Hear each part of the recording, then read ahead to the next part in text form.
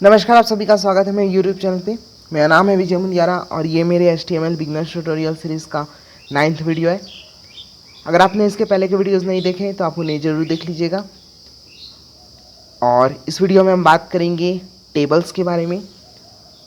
और क्योंकि टेबल एक बहुत ही लेंदी टॉपिक है, हो सकता है ये 2 पार्ट में हो ये वीडियो, और जितना हो सके मैं आपको इस पार्ट में बताने की कोशिश करूँगा, लेकिन बहुत ही ज़्यादा लेंदी टॉपिक है, इसलिए ये 2 पार्ट में हो जाएगा। तो चलिए शुरू करते हैं। यह हमारा एक HTML का कोड है और ये उसका आउटपुट है। इसमें मैंने बहुत सारे टैग्स का इस्तेमाल किया और सब के बारे में मैं आपको पहले बता चुका हूँ। तो अगर आपने वो नहीं देखे वो वीडियोस तो आप उन्हें ज़रूर देख लीजिएगा। मैं एक बार फिर से बता रहा हूँ। अब हम सीधा आ जाते हैं टेबल पे। टेबल बनाने के लिए जो सबसे पहला टैग होता है वो होता है टेबल का, और TABLE। ओके, ये सबसे पहला टैग होता है हम जब भी कोई टेबल बनाते हैं तब। टेबल के अंदर 2 टैग होते हैं। पहला होता है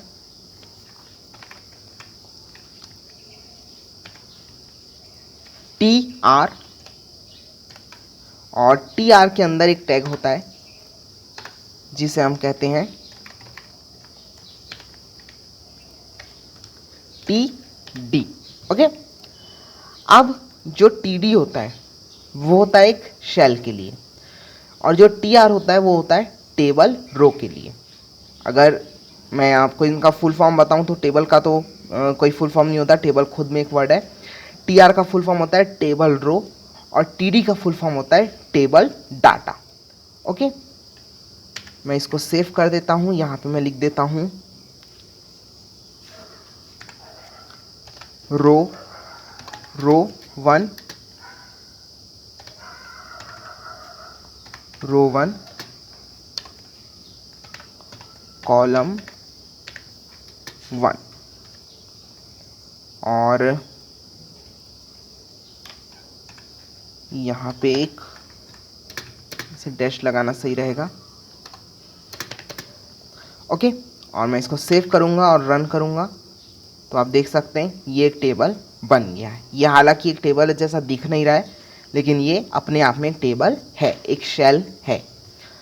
अब मान लीजिए मुझे इसमें और शेल डालने, तो मैं इसको कॉपी कर दूंगा, पेस्ट पेस्ट। तो यहाँ रो तो ये एक ही रहेगा, कॉलम हो जाएगा 2 और 3। सेव रन, तो आप देख सकते हैं 1 2 3। लेकिन अभी सच में ये टेबल जैसा नहीं दिख रहा है। तो यहाँ पे टेबल जैसा ये दिखे उसके लिए हमको यहाँ पे एक छोटा सा एट्रीब्यूट देना पड़ेगा, वो है बॉर्डर इज इक्वल्स टू 1। और अब जब आप देखेंगे तो हो सकता है ये आपको टेबल जैसा दिखे, रो 1 कॉलम 1, रो 1 कॉलम 2, रो 1 कॉलम 3। तो आप देख सकते हैं यहाँ पे रो जो हॉरिजॉन्टल है इसे हम रो कहते हैं, और उसमें जो पार्ट्स हैं उसको हम कॉलम कहते हैं। अब मुझे इसमें नीचे में एक और रो जोड़नी है, तो मुझे यहाँ पे इस पूरे को मैं इसको कॉपी करूँगा,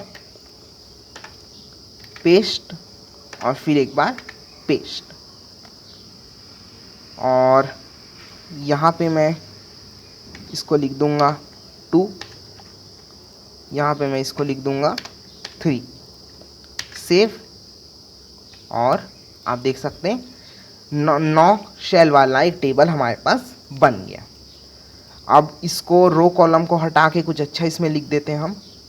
इसमें मैं लिख देता हूँ, क्या लिख दूँ, इसमें मैं लिख देता हूँ VIJAY, विजय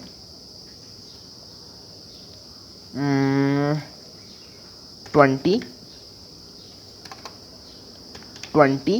और यहाँ लिख देता हूँ यहाँ मैं लिख देता हूँ मेल। ओके, और यहाँ मैं लिख देता हूँ, इसको कॉपी करके यहाँ मैं लिख देता हूँ, नाम बस बदल देता हूँ, इसका मैं लिख देता हूँ अजय, और यहाँ मैं लिख देता हूँ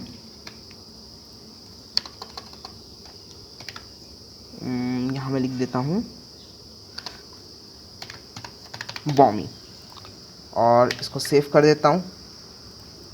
तो यहाँ पे आप देख सकते हैं विजय 20 मेल, अजय 20 मेल और बॉमी 20 मेल। ये हमारे नाम है, ये एज है और ये हमारा जेंडर है। और अब ये तो आप टेबल बनाना सीख गए, सिंपल सा है।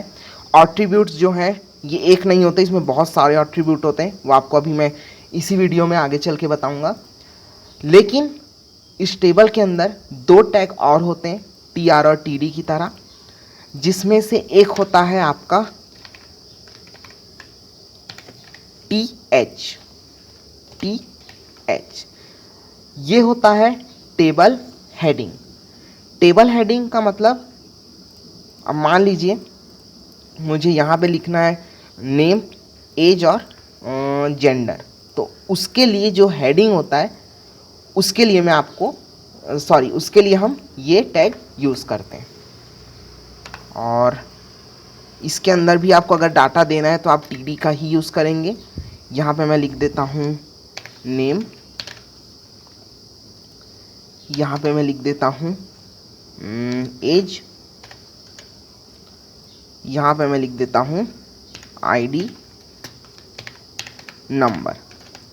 नंबर और इसको मैं कर देता हूँ 1, 2 और 3, क्योंकि जेंडर वैसे अच्छा नहीं लगता।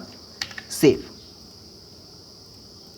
तो आप देख सकते हैं, एक सेकंड यहाँ कोई दिक्कत हो गई है, सॉरी।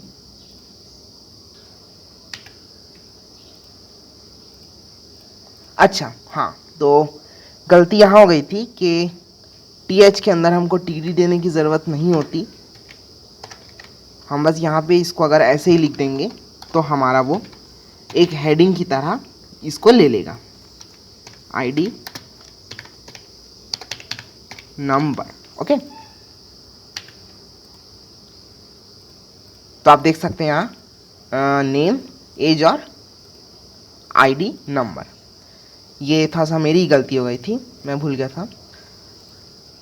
अच्छा, अब ये हम हेडर हो गया और हमारा उसमें रोज़ भी हो गए और हमारा जो उसके अंदर डाटा होता है डाटा भी हो गया। इसके बाद एक और टैग होता है इसके अंदर, वो होता है कैप्शन का। और कैप्शन की स्पेलिंग होती है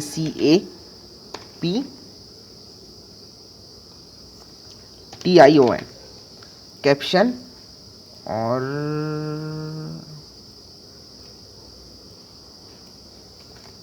TION,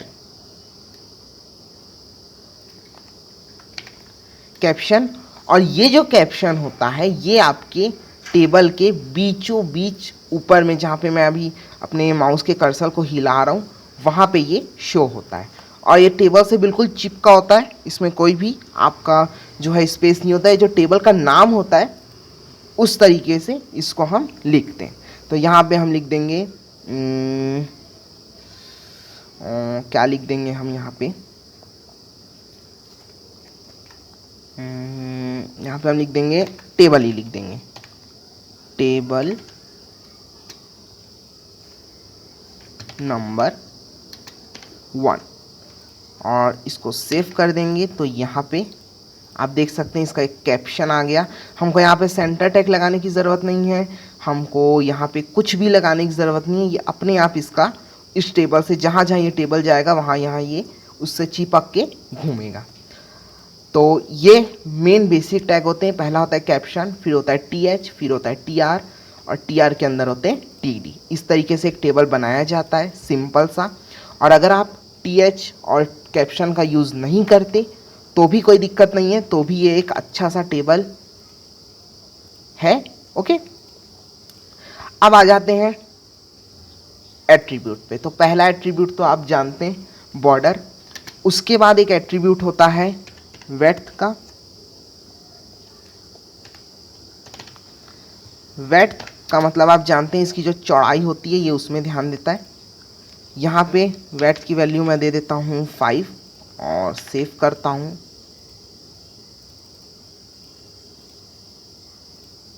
तो 5 नहीं, मैं इसको दे देता हूँ, इसको अगर 100 दे देता हूँ तो ये थोड़ा सा बढ़ गया, ये इसको ज़्यादा ही देना पड़ेगा। 500 सेव। तो इस तरीके से ये वाइड्थ में होता है। फिर वाइड्थ के बाद एक होता है हाइट, HIGHT,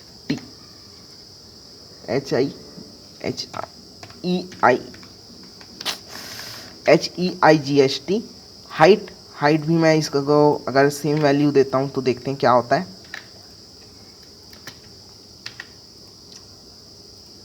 तो इसकी हाइट भी बहुत बड़ी हो गई, और हाइट की वैल्यू मुझे लगता है कम देना चाहिए। हाइट की वैल्यू मेरे को देना चाहिए 150। सेव। ओके, तो ये हाइट हो गई।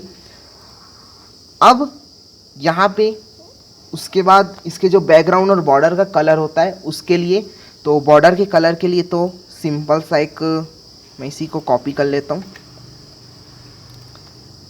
यहाँ पे हम पेस्ट करेंगे बॉर्डर कलर, और यहाँ मैं दे देता हूँ रेड। सेव। तो आप देख सकते हैं इसके जो बॉर्डर का कलर है वो रेड हो गया। और बैकग्राउंड के कलर के लिए यहाँ पे आता है एक बीजी कलर। सेव कर देता हूँ, तो यहाँ पे अब इसका जो बैकग्राउंड कलर है वो रेड हो गया। अब इतने ही एट्रीब्यूट होते हैं। पहला होता है border, white, height, background colour और फिर बॉर्डर कलर। ये बेसिक होते हैं। ये मैं आपको बता देता हूँ टेबल टैग के एट्रीब्यूट होते हैं।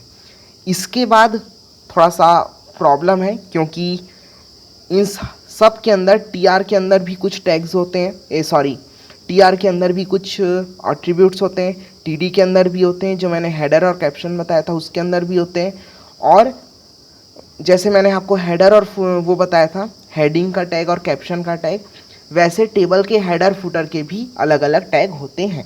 वो मैं आपको अपने अगले वीडियो में बताऊंगा। जब हम किसी टेबल को, मान लीजिए मैं एक सेकेंड, मैं इसको हटा देता हूँ। जब हमको मान लीजिए किसी 2 शेल को मर्ज करना होता है, या किसी 3-4 शेल को मर्ज करना होता है, या ऐसा कुछ करना होता है, तब हम जो इसके अंदर के एट्रीब्यूट्स होते हैं उनका इस्तेमाल करते हैं। इस वीडियो में मैं बस सारी चीज़ें आपको बता चुका हूँ। 2 चीज़ें अभी भी बची है, वो मैं आपको बता देता हूँ। ये वीडियो शायद ज़्यादा लंबा हो रहा है। 2 नहीं, एक ही चीज़ बची है, वो है नेस्टेड टेबल। नेस्टेड टेबल क्या होता है, देखिए। मान लीजिए मुझे यहाँ पे जो विजय है इसके अंदर एक अलग टेबल डालना है, तो इसके लिए मैं क्या करूँगा, मैं इस पूरे को कॉपी करूँगा टेबल टैग के साथ, टेबल टैग के बिना नहीं, टेबल टैग के साथ में इस पूरे को कॉपी करूँगा, और कॉपी करके, ये क्या हो गया,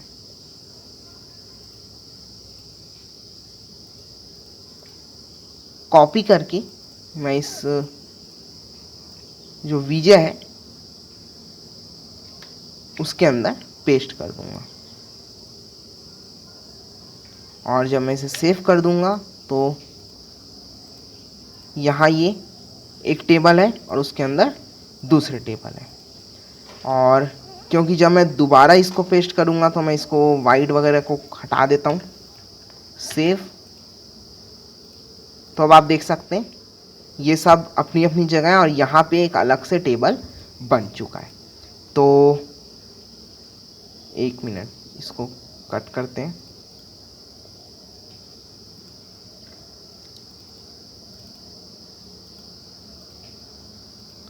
इसको एक बार